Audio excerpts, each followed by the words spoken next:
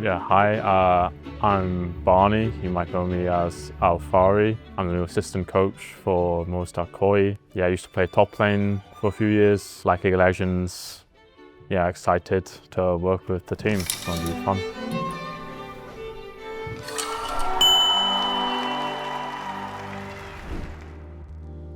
So, I'm from Wales. What drew me to Movistar KOI is I'm a fan of Murin. This was actually one factor. Being a top laner myself, I watched him for the past few years. So I think it's a shame I never got to play against him because he entered right as I left. Yeah, I liked his playstyle, and then speaking to Malzet, it seems also pretty good from an interviewing sort of vetting process. Yeah, I think I'll be a good assistant coach. I want to pursue something competitive in regards to League of Legends. So yeah, seems like a good fit. Time will tell. Yeah, so I was playing competitively for a long time myself. I was challenger myself when I was 15, and then was playing the Challenger Series when I was 16, and then had multiple years in the LEC, 1 year in the LCS as well. Yeah, never won anything. Unfortunately, I came second a few times. Yeah, never got first, never won an LEC split. Perhaps that will be remedied, we shall see. Yeah, let's hope for it.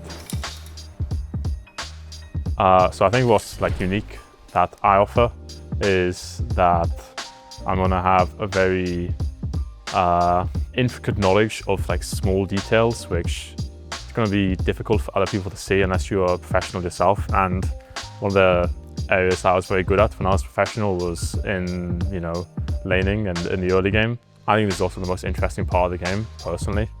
I think there's a lot of skill expression, being able to play 1v1, and also you have to think about matchups and jungle pathing, etc. I mean, there's skill expression in the rest of the game too, but for me this is just the most interesting, fun part of the game.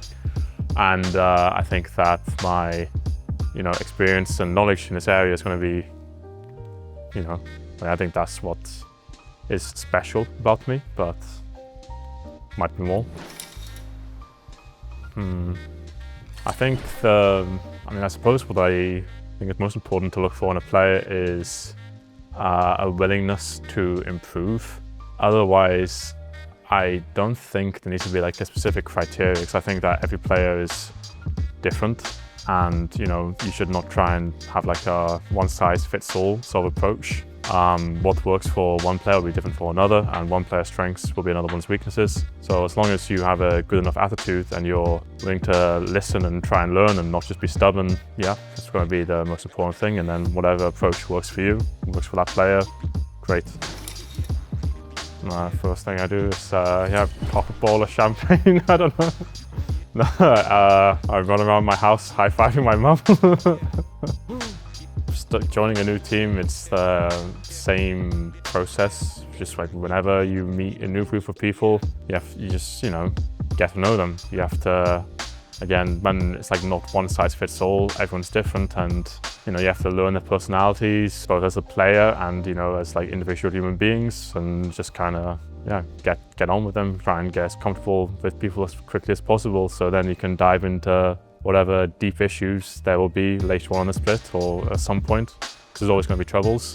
And if you don't have this foundation of trust and I guess knowing how to talk to each other, then handling difficult issues is going to be harder. My biggest strength as an assistant coach, kind of already mentioned it, but I think it's the intricate knowledge in regards to laning phase particularly, but having a deep knowledge of matchups as well. So where other coaches might understand this is good into this because it has a 55% win rate or whatever, maybe I will understand it okay, this is good because of because of this reasons and this reasons, and because it has the ability to crash on this wave and then skip the difficult part and then has a free time scaling or whatever. I think I just know stuff about League of Legends which other coaches don't. I only just met the rest of the team half an hour ago. First impression is, yeah, lovely chaps, but I haven't really spoken to them that much, but hopefully, yeah, should be good. If you haven't scrimmed yet, I'm really looking forward to that. Gonna start scrimming in like 2-3 days when everyone's like in Berlin. But yeah, there seems to be, you know, joking around with each other, camaraderie, which is crucial, you know. My specific role will be looking at kind of POVs. I'm going to be looking into Muren's, you know, POVs and trying to see how he plays, and then I'll also be going like afterwards to like other players on the roster. So I want to look at Jojo's POVs as well and have a look at his early games and try and know more about mid lane myself and other roles. Because right now I know a lot about top lane, but my knowledge in other positions is obviously not as strong. While I watch other POVs, it will be like a mutual process where we're both going to be learning when, you know, I learn and talk about it. So yeah, it's going to be more on an individual level with the different players, more individual level, and then just having a non-biased opinion, you know, from the outside, where you can zoom out and offer ideas about the game when you're not like stuck in it. From the team, I expect just everybody to be giving a good amount of effort and to, you know, have a decent atmosphere. And well, I mean, if it's not a good atmosphere on the first bit of the year, then that's like not a great sign. Then it seems that there's like unresolved issues. So I expect it's going to be like a good atmosphere. Everyone's giving an effort, and I think the roster, you know, all the players are skilled, so there should be good results as well. On a personal level, this is my first time being an assistant coach in person, so I'm expecting myself to like get settled in and have a better understanding of what I can bring to the team and how I can work with the players, because obviously I need to get to know them as well. So I think that I will understand better what I need to do to provide for the team at the end of the split, and I'll also, you know, have a better understanding of the players. Outside of League of Legends, I like to read and I like to go to the gym and run. I play other video games too, mostly like World of Warcraft and Hearthstone. And recently I'm reading Lord of the Rings, which my mum got me for Christmas.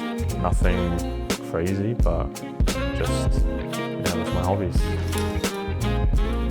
Yeah, difficult, I don't know. I mean, maybe not. I mean, it seems a little bit, not cringe, but like arrogant almost to talk about yourself, like, oh, these are like things about myself, but maybe not. Maybe I'm just awkward. But yeah, I guess curious, relaxed, I think as well. Curious, relaxed, and great. And humble.